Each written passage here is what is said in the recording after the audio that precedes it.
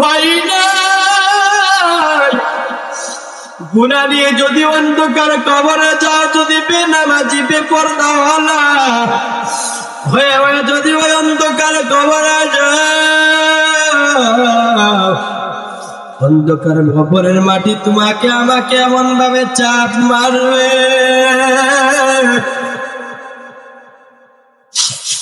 অন্ধকার কবরের মাটির চাপে তোমার আমার এই পাথরের হাড্ডি গুলো ভেঙে চুরমার হয়ে যাবে। ডান পাশের হাড্ডি উঠবে, বাম পাশে চলে যায়, বাম পাশের হাড় গুলো ডান পাশে চলে যায়, সব পিঠুতে ভরে যাবে কবরটা। কবরের মধ্যে দাও দাও দাও দাও করে আগুন জ্বলবে। বাবা রে, দুনিয়ার কত আগুন তোমরা দেখছো। ওই যে লঞ্চে আগুন লাগছিল, ঢাকায় আগুন লেগেছিল, এই দুনিয়ার আগুন দেখে শুধু বলে আমাকে বাঁচাও,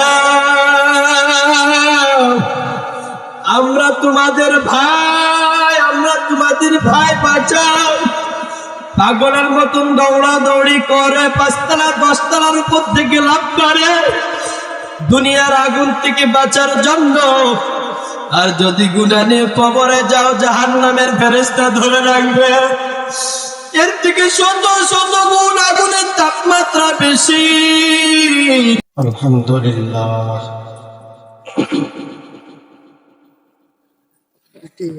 আলহামদুলিল্লাহিল্লাযী জাআলাশ শামসা ওয়াল কমারা হিসবান।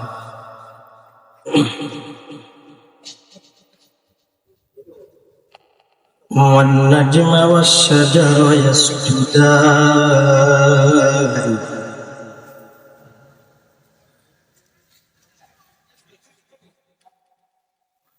كما فضل مكانا على مكان.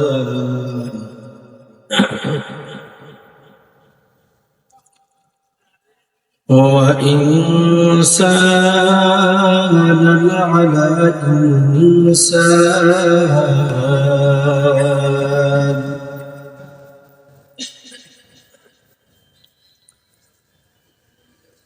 ونشهد أن لا إله إلا الله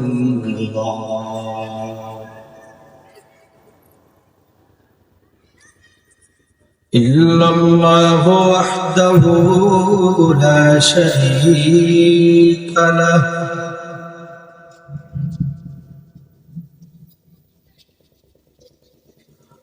ونشهد أن سيدنا ومولانا محمدا عبده ورسوله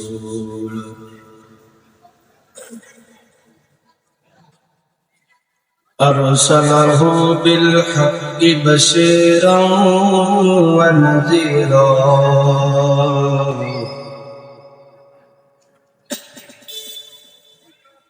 وداعيا إلى الله بإذنه وسراجا منيرا. أما بعد فأعوذ بالله من الشيطان الرجيم. بسم الله الرحمن الرحيم.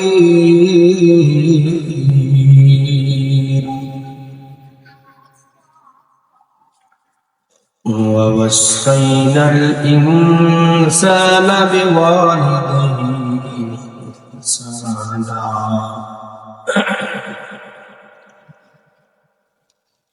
حملته أمه كرها ووضعته كرها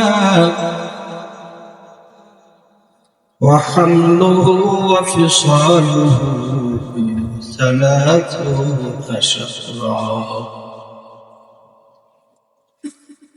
قال رسول الله صلى الله عليه وسلم মিফতাহুল জান্নাতিস সালাত। সাদাকাল্লাহুল মাওলানাল আযীম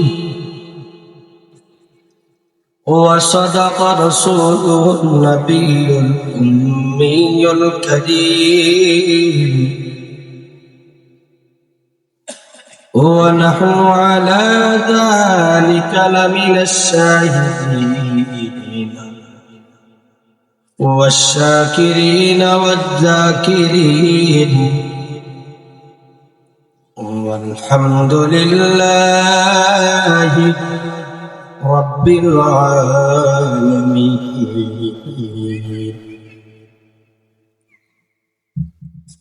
নবীর মোহব্বত নিয়া সকলে নবীর উপর দুরূদ ইব্রাহিম পাঠ করব। আল্লাহুম্মা সাল্লি আলা মুহাম্মাদিন ওয়া আলা আলি মুহাম্মাদ কামা সাল্লাইতা আলা ইব্রাহিম ওয়া আলা আলি ইব্রাহিম ইন্নাকা হামিদুম মাজিদ. اللهم بارك على محمد وعلى آل محمد كما باركت على إبراهيم وعلى آل إبراهيم إنك حميد مجيد. لا إله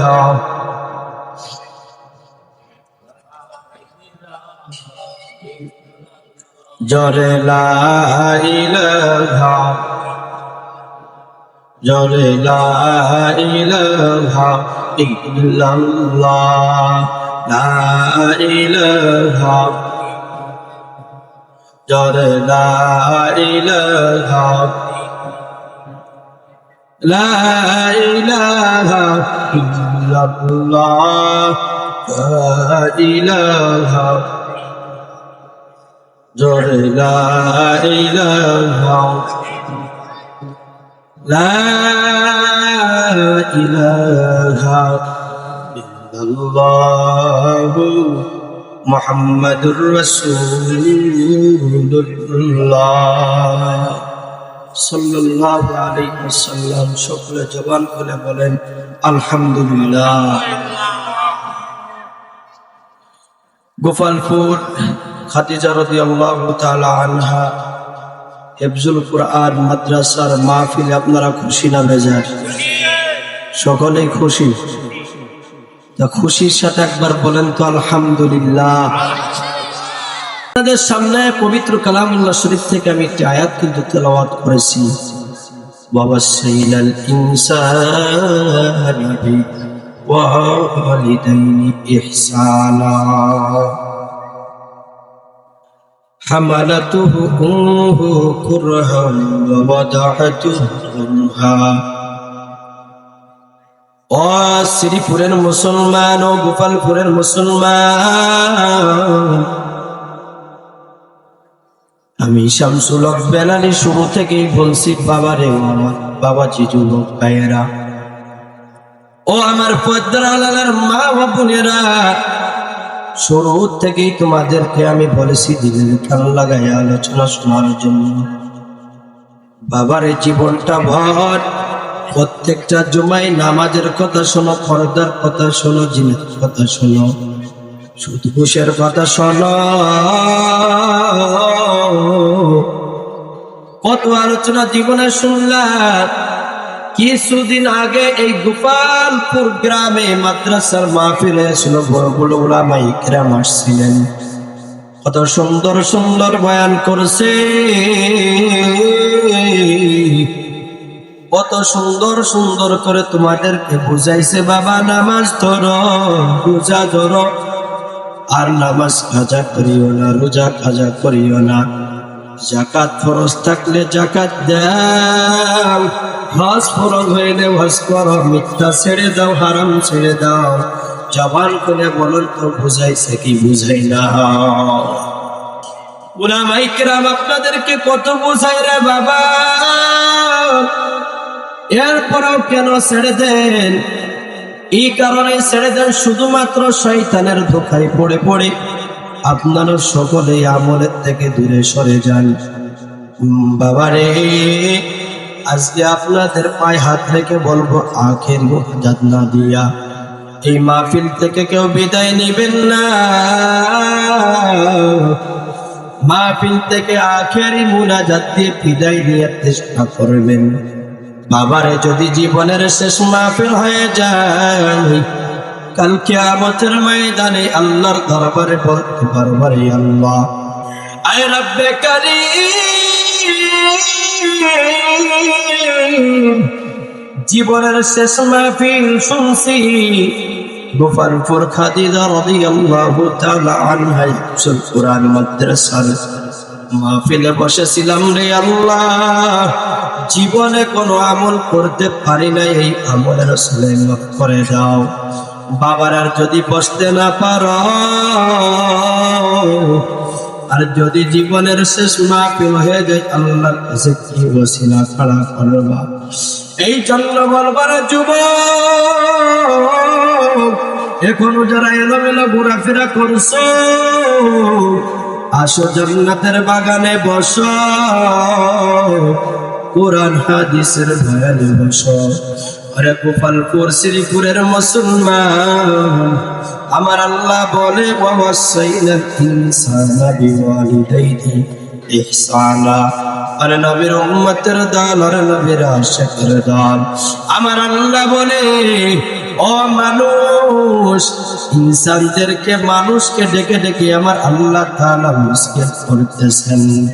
ও আল্লাহর বান্দা বান্দিরা, যুবক ভাইয়েরা, আমার আল্লাহ বলতেছে, ওয়াসাইনাল ইনসানা বিওয়ালিদাইহি ইহসানা।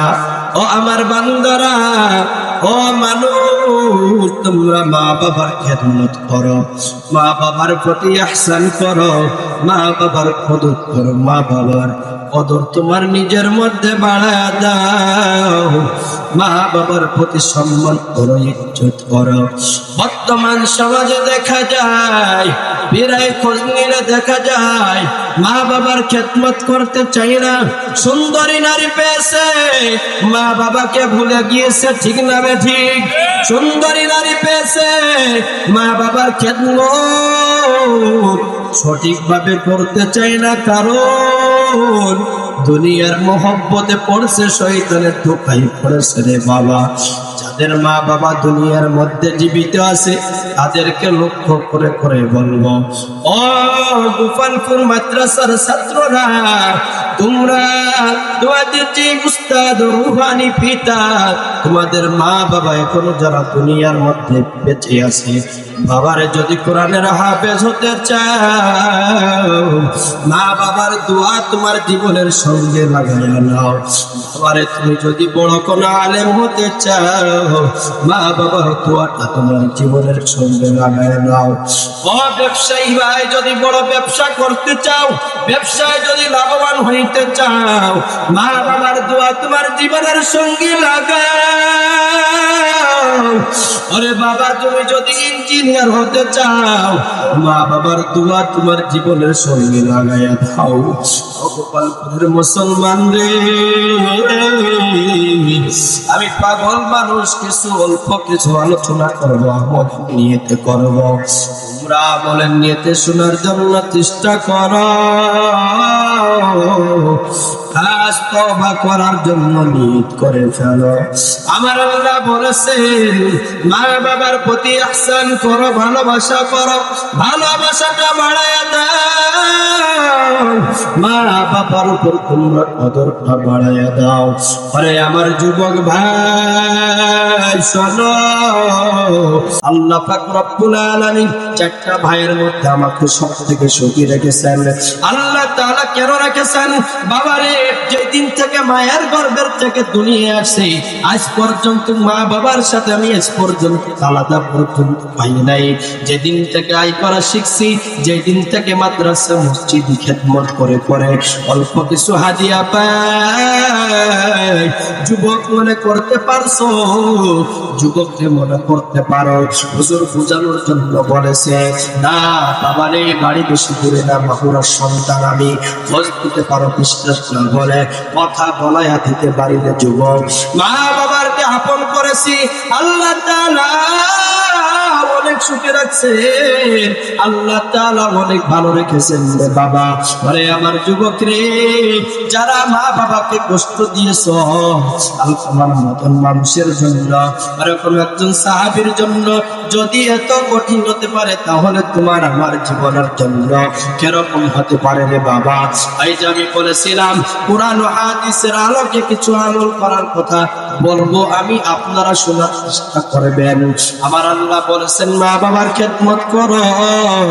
বাবা রে, ও যুবক ভাইয়েরা, ও শ্রীপুরের গোপালপুরের মুসলমানেরা, মা বাবার খেদমত তো করবাই, পাশাপাশি একটা আমলের কথা তোমাদেরকে আমি বলে যাই। আমার আল্লাহ, আমার নবী করিম সাল্লাল্লাহু আলাইহি ওয়াসাল্লাম বলেছেন মিফতাহুল জান্নাতিস সালাহ, নামাজ বেহেশতের চাবি। ওরে যুবক, মনে করে একটা মাদ্রাসা, একটা মসজিদ, একটা ঘর, এই ঘরের মধ্যে যত সময় পর্যন্ত তালা লাগানো না থাকবে তত সময় পর্যন্ত চাবির খোঁজ হবে না, ঠিক না ঠিক? যখনই মাদ্রাসা মসজিদ ঘরের মধ্যে একটা দরজার মধ্যে তালা লাগানো থাকবে, তখনই চাবির খোঁজ পড়বে, চাবিটা নিয়ে তালা খোলা লাগবে, ঘরে প্রবেশ করা লাগবে। এটা যদি তোমাদের বুঝি আসে, তাহলে আমার নবী বলেছে, কেন তোমাদের বুঝে আসে না? আমার নবী বলেছে মিফতাহুল জান্নাতিস সালাহ, নামাজ বেহেশতের চাবি। এই নামাজ বেহেশতের চাবি, নামাজ পড়ে পড়ে যদি জান্নাতের তালা মারা না থাকতো, আমার নবী বলতেন না বেহেশতের চাবি, বেহেশতের মধ্যে অবশ্যই তালা লাগানো আছে, জান্নাতের মধ্যে তালা লাগানো আছে, বিধায় আমার নবী চাবির কথা বলেছেন, ঠিক না ঠিক? পরে যুবক, আমার নবী এমনি বলে নাই, ও আমার উম্মতের দলেরা, তোমরা নামাজ পড়ো, নামাজ পড়ে পড়ে বেহেশতের চাবিটা বানাও, জান্নাতের চাবি তৈরি করো। তোমার মরণের পরে তুমি যদি জান্নাতে ঢুকতে চাও, তোমাকে এর পরে চাবি লাগবে, এই চাবি দিয়ে জান্নাতের তালা খুলে খুলে তোমাকে আমাকে জান্নাতের মধ্যে প্রবেশ করা লাগবে রে যুবক। ওরে ভাই, তোমাকে আমাকে জান্নাতের মধ্যে প্রবেশ করতে হলে নামাজ পড়া লাগবে, কারণ জান্নাতে তালা লাগানো না থাকলে নবীজি চাবির কথা বলতেন না। বাবারে, আমরা সকলে জান্নাত চাই, আমরা যাই করি না কেন, আমরা চাষি হই না কেন, আমরা ইঞ্জিনিয়ার হই না কেন, আমরা আলেম হই না কেন, আমরা হাফেজ হই না কেন, আমরা মাস্টার হই না কেন, আমরা সকলের মনের মধ্যে একটা আশা, মরণের পরে আমরা জান্নাতে যাব, ঠিক না বেঠি? ওরে বাবা, ওই জান্নাতে যদি ঢুকতে চাও, ও মাস্টার সাহেব, ওরে যুবক, ও ইঞ্জিনিয়ার, ও হাফিজ মাওলানা, মা ও বোনেরা, ও আমার যুবক ভাইয়েরা, বাবাজিরা, তাহলে শোনো, ওই জান্নাতের মধ্যে প্রবেশ করতে হয়, তোমাকে আমাকে জান্নাতের চাবি কামাই করে নিয়ে জান্নাতের মধ্যে ঢোকা লাগবে। বাবারে, কেন তোমরা নামাজ আদায় করবা না? কেন জান্নাতের চাবির খোঁজ করবা না? কেন জান্নাতের চাবির খোঁজ করবা না রে বাবা? আরে বাবা, বাবারে, নামাজ পড়বা, নামাজ ছাড়বা না, এই জন্য ছাড়বা না রে বাবা। ওই যে দাঁড়িয়াপুর কলেজ মাঠে বয়ান করেছিলাম গত নভেম্বরের 15 তারিখে, আমার জীবন কাহিনী ওই দাঁড়িয়াপুর কলেজ মাঠে বলেছিলাম। আমি কিছু কিছু মাহফিলে আমার জীবন কাহিনী বলার জন্য চেষ্টা করি, এই জন্য চেষ্টা করি বাবারে, আমরা কেউ দুনিয়ার মধ্যে চিরদিন থাকবো না, আমরা এই দুনিয়ায় চিরদিন কেউ রব না, ঠিক না বেঠি? আমাদেরকে একদিন চলে যাওয়া লাগবে। আমার জীবন কাহিনী দিয়ে, সত্যটা দিয়ে মানুষকে বোঝানোর চেষ্টা করি, অন্য মানুষের জীবন কাহিনীতে বোঝানোর চেষ্টা করবো না।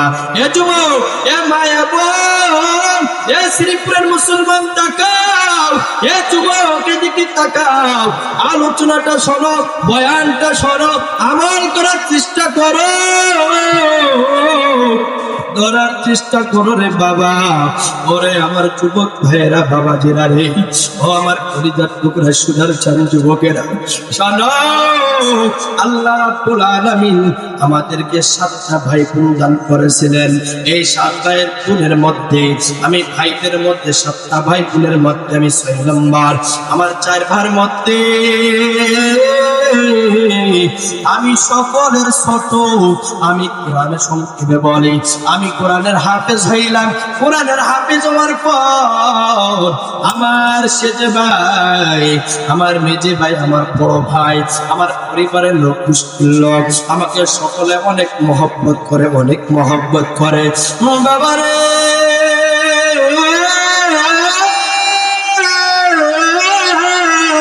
ও শ্রীপুরের মুসলমানেরা,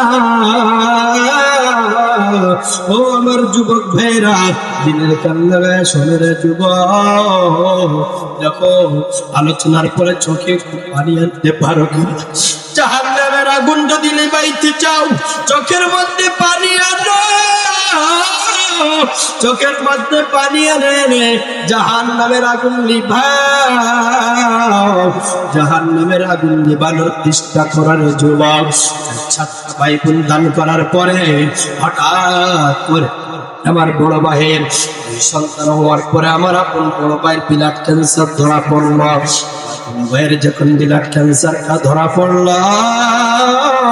আমার বড় ভাইয়ের যখন ব্লাড ক্যান্সারটা ধরা পড়ল, এরপরে আস্তে আস্তে আস্তে আস্তে যখন মৃত্যু সজ্জায়, এরপরে এই মাগুরা থেকে, মাগুরা ভাইনা ঢাকা রোড থেকে আমার মা, আমার বাবা, আমার বড় বোন সেখানে উপস্থিত ছিলেন, আমার আর 2 ভাই উপস্থিত ছিলেন, আমি উপস্থিত ছিলাম, আমার ভাবিকে সাথে নিয়ে আর আমার মাকে সাথে নিয়ে আমার বড় ভাইকে নিয়ে আমি ঢাকা ক্যান্সার হসপিটালে রওনা করলাম। সেইখানে যখন কাজ হয় নাই, ডক্টররা বলল, হুজুর এইখান থেকে ফেরায়া নিয়ে যান। বাড়িতে ফেরায়া নিয়ে যাওয়ার পরে যদি কিছু ভালো মন্দ খাইতে চাই, ভালো মন্দ খাওয়ার ব্যবস্থাটা করে দেন। আরে যুবক শোনো, এ ভাই বাবা শোনো, মন দিয়ে, দিল দিয়ে, অন্তর থেকে শোনো। এরপরে যখন এরপরে মনে বসে না, ঢাকা মেডিকেলে নিয়ে গেলাম। ঢাকা মেডিকেলে 9 তলার উপর আমার ভাই ভর্তি রয়েছে। আমার ভাইকে কয়েকদিন, 2-3 দিন যাওয়ার পরে আমি নিজে ডাকতে বললাম, ভাই, আমার আল্লাহ কোরআনে বলেছেন 5টা এলেমের মালিক আমার আল্লাহ তাআলা, ইন্নাল্লাহা ইনদাহু ইলমুস সাআ ওয়া ইউনাজ্জিলুল গায়ব ওয়া ইয়ালামু মা ফিল আরহাম আমা তাদরি নাফসুম মাযা তাকসিবু গাদা আমা তাদরি নাফসুম বিআইয়ি আরদিন তামুত ইন্নাল্লাহা আলিমুন খাবীর। আরে নবীর উম্মতের দান, আমার ভাইকে বললাম, ভাই গো, মরণের মালিক আমার আল্লাহ, হায়াতের মালিক আমার আল্লাহ, রিজিকের মালিক আমার আল্লাহ, বৃষ্টি কখন কোথায় কই পরিমাণে দেবে মালিক আমার আল্লাহ, কিয়ামত কবে হবে এর মালিক আমার আল্লাহ, আল্লাহই ভালো জানেন। মায়ের গর্ভে ছেলে দেবে না মেয়ে দেবে এটা শুধুমাত্র আমার আল্লাহই জানেন। ভাই গো, তোমাকে আমার আল্লাহ মারতে পারে, তোমাকে আমার আল্লাহ জীবিত করতে পারে, সুস্থ করতে পারে। এই ক্যান্সার দিয়েছে তোমাকে আমার আল্লাহ ছাড়তে পারে। এই কথা বলার পরে আমার ভাইকে যখন একটু বুঝাইলাম, ওই অবস্থায় আমার ভাই বুঝু করলো, যে হালাতে ছিল ওই হালাতে হসপিটালের বেডের মধ্যে এত পরিমাণে কান্নাকাটি শুরু করছে। আমার ভাইয়ের কান্না দেখে আমার মা হাউ হাউ করে কান্না করে, আমি নিজেও কান্না করি। আমার চোখ দিয়ে টপ টপ টপ টপ করে পানি পড়ে। তখন আমার ভাবির বয়স শিশু 3 থেকে 4 মাস বয়সের এক শিশু বাচ্চা। আমার ভাবি খালি বলে আল্লাহ আর মাত্র 5 থেকে 10টা বছর হায়াত ভিক্ষা চাই, আমার পুরো স্মরণ আছে। আমার ভাই আমার কথা শোনার পরে চিন্তায় পড়ে কাঁদলো। আল্লাহর কি কুদরত, 1 সপ্তাহের মধ্যে আমার ভাই সুস্থ হয়ে গেল। আল্লাহু আকবার। আমার ভাই সুস্থ হওয়ার পর আমার ভাইকে বাড়ির মধ্যে নিয়ে আসলাম। আমার ভাই ওইখানে একটা নিয়ত করেছিল, রে আল্লাহ যদি আমাকে হায়াত দাও আমি 3 চিল্লাই বের হয়ে যাবো একবার। যে কথা শিখাজ আমার ভাই আসলার নামাজ ছাড়ে নাই, আমার ভাই আর রোজা ছাড়ে নাই। আমার ভাই যতদিন দুনিয়ার মধ্যে জীবিত ছিল আমার ভাই আল্লাহকে আপন করার চেষ্টা করেছে। যেই দিন আসছে 2 থেকে 4 দিনের মধ্যে আমার ভাই টাঙ্গাইলের মধ্যে চিল্লাই রওনা করেছে। দীর্ঘদিন আমার ভাই চিল্লাই সময় কাটিয়ে আসছে। আমার ভাই চিল্লাইতে সময় কাটানোর পরে তাবলীগে যে সময় কাটানোর পর আমার ভাই নামাজের প্রতি আরো মহব্বতটা বেড়ে গেছে।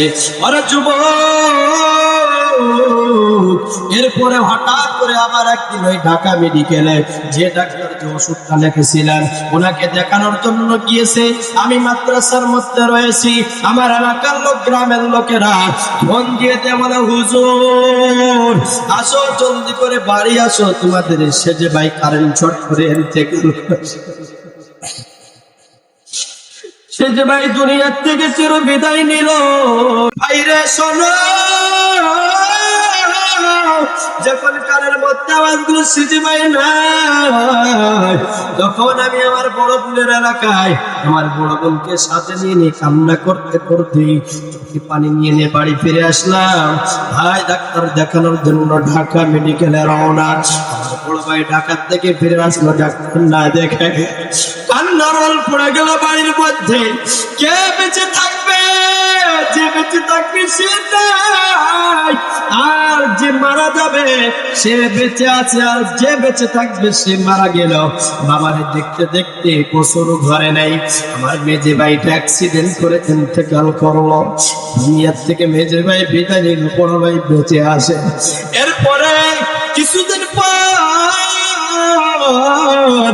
আমার বড় বোনটা 22শে রমজান এসে গেল 2021 সালে।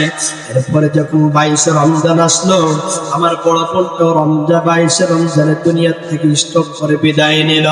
আমি তারাবি পড়াইতেছি, তারাবির মধ্যে দেখি ফোন, শুধু ফোন। আমার বড় বউ নাই। আমার বড় ভাই ফোন দে বলে হুজুর তোমার বড় বোন তুমি এই শুনি আর চোখে শুধু পানি আছে, আর কত সহ্য করব। আমার বাবার মুখের দিকে তাকাইলে আর সহ্য করতে পারি না। আমার বাবার শুধু জবানে একটাই কথা ছিল, ও বাবা ও মা। কারণ সন্তান যে কি মহব্বতের জিনিস, যাদের সন্তান হয়েছে তারাই সন্তানের মহব্বতটা বোঝে, আর কেউ বোঝে না। এই সন্তান যাদের বিদায় নিয়েছে তারা ছাড়া কেউ বোঝে না। ভাবতেছিলেন আর বিছানায় শুয়ে কান্না করে বিবি বলে হুজুর কেন কান্না করেন? আল্লাহ আমার সন্তানের হাতটা ভেঙে গেছে তাই আমি সহ্য করতে পারি না। তাহলে আমার বাবা মা কেমনে সহ্য করছে? আমি ভাইয়ের ব্যথা সহ্য করতে পারি না, আমার মা বাবা কেমনে আমার ভাইদের ব্যথাগুলো সহ্য করেছে রে যুবক। এরপরে যুবকরা যত চোখে পানি আনতে পারো কিনা রে যুবক। আবার বড় বোন বিদায় নেওয়ার পরে আমার বাবা শুধু বলে ও মা ও বাবা। আমার বাবা পরের বছর শবে বরাতের 3 দিন আগে গাছে সজনা কাটতে উঠছে। আমার বাবা গাছ পড়ে আমার বাবা দুনিয়ার থেকে বিদায় নিয়েছে। আমার সেজে বাইরে ছেলে ছিল, সেও বিদায় নিয়েছে। এরপরে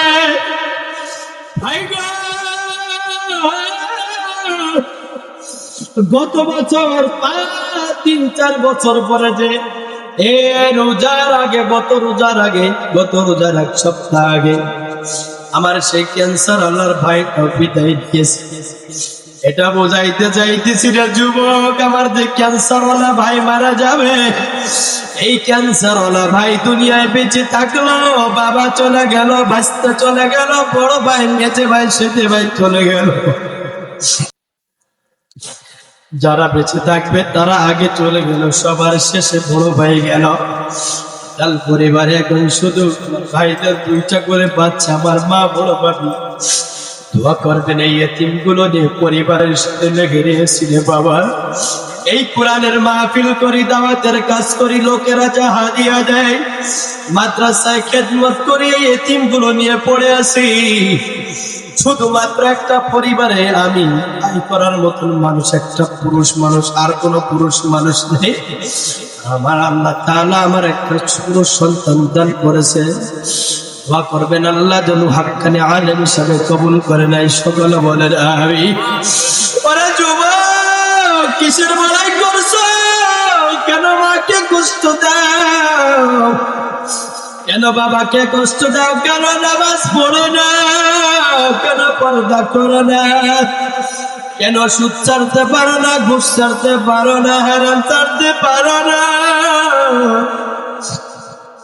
মরণের কি ভয় নাই? তোমার আমার কি মরা লাগবে না?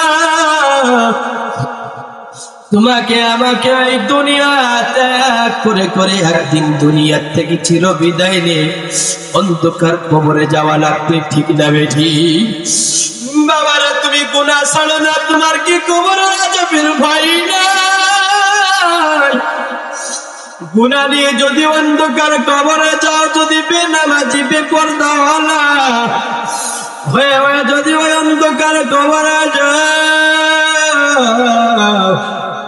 অন্ধকার কবরের মাটি তোমাকে আমাকে এমন ভাবে চাপ মারবে,